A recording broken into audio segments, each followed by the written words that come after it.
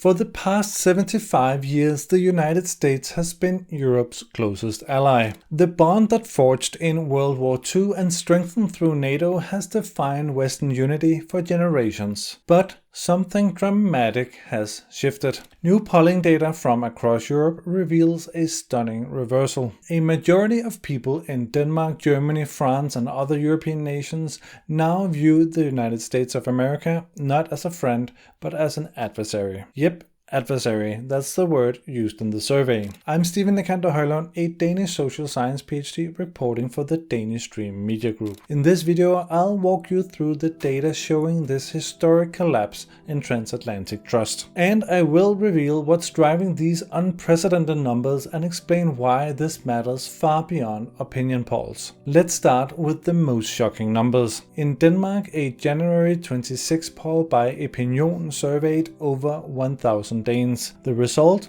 60% now consider the United States an adversary. Only 17% still see the USA as an ally. And this is Denmark we are talking about. A nation that stood shoulder to shoulder with the US in Afghanistan, a founding NATO member, and historically one of the USA's most loyal European partners. Danish politicians are even calling for the cancellation of the 4th of July celebration that always takes place in Rebild Hills in Denmark. The argument: you cannot celebrate a country that threatens your sovereignty. But it's not just in Denmark. A separate YouGov tracker shows that 84% of Danes now hold unfavorable views of the United States. That's up from 70% just 2 months earlier in November 25. And under President Biden, that figure averaged just at 36%. Think about the trajectory for a moment. In less than 1 year, Danish perception of America has completely inverted. Only 26% of Danes now see the US as an ally or friendly nation. That's down from 80% in July 23. So what happened? Well, it probably comes as no surprise that the threats to take over Greenland wasn't exactly popular in Greenland or in Denmark, and the reaction crosses all demographics. When 60% of an entire nation agrees on anything in today's polarized world, you know something fundamental is broken. Now, you might think this is just a Danish reaction to the Greenland situation, but the data shows this is a continental phenomenon. A massive survey conducted by European Council of Foreign Relations in November 25 polled 26,000 people across 21 countries. Only 16% of Europeans view the US as an ally. That's down from 22% just 8 months earlier. Meanwhile, 20% now see the US as either a rival or an adversary. That number approaches 30% in Germany, France, and Spain. In Switzerland, it reaches 39%. Here's what's really telling though. Half of all respondents still view the US as a necessary partner. Not a trusted ally, not a friend, but a necessary evil, you could say. Because honestly, Europe currently lacks alternatives. That's the language of geopolitical realism, not alliance solidarity. After all, Europe has to get its head around that China is not a friend, Russia is not a friend, and now the US is no longer a friend either.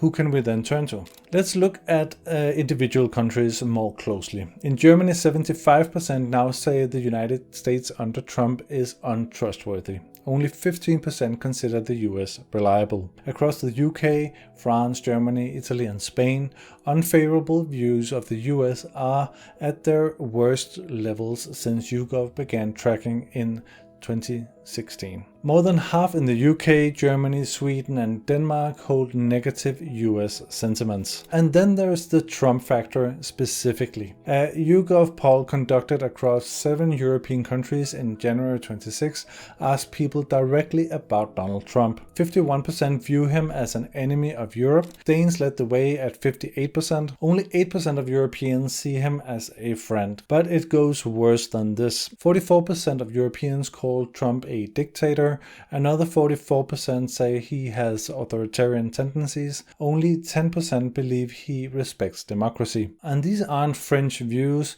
these are majority sentiments across France, Belgium, Germany, Italy, Spain, Denmark and Poland. So what's driving all of this beyond Greenland? Several factors are converging.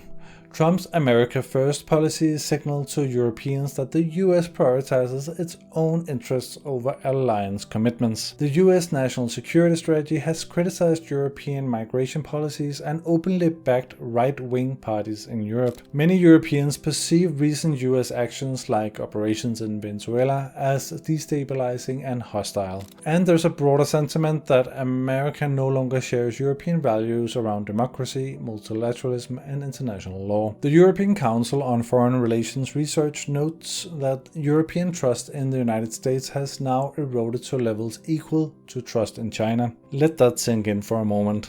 Europeans trust the US as much as they trust an authoritarian state on the other side of the world. I have friends who wouldn't buy a Chinese EV just because of all the cameras, and now they also won't buy a Tesla for the same reasons. My friends working in procurement and tech in Danish companies are asked to plan and strategize on lowering the dependency on US tech due to the lack of trust. And here's the irony in this. Russian citizens now view Europe as more adversarial than the United States. 72% of Russians see Europe as an adversary compared to 37% who views the US the same way. The entire geopolitical landscape is being redrawn. The US is now actively taking hostile action against its allies, while Russia's demands in Ukraine are not questioned by the US. From where the US fire of freedom used to shine very brightly in the world, there are only glowing embers and ash left. Gallup data shows the median approval of US leadership across the European Union has collapsed to just 20%. That's not a typo. 1 in 5 Europeans approve of American leadership. What does all this mean in practice? European policymakers are now openly discussing strategic autonomy. That means building European defense capabilities independent of the United States. It means for European companies to cut dependencies on US tech to the extent it is possible. The European Council on Foreign Relations described this moment as the emergence of a post-Western world. The transatlantic partnership that defined the global order since 1945 has fundamentally changed. Some Europeans still recognize that the necessity of cooperation with America has not ended, but necessity is not loyalty.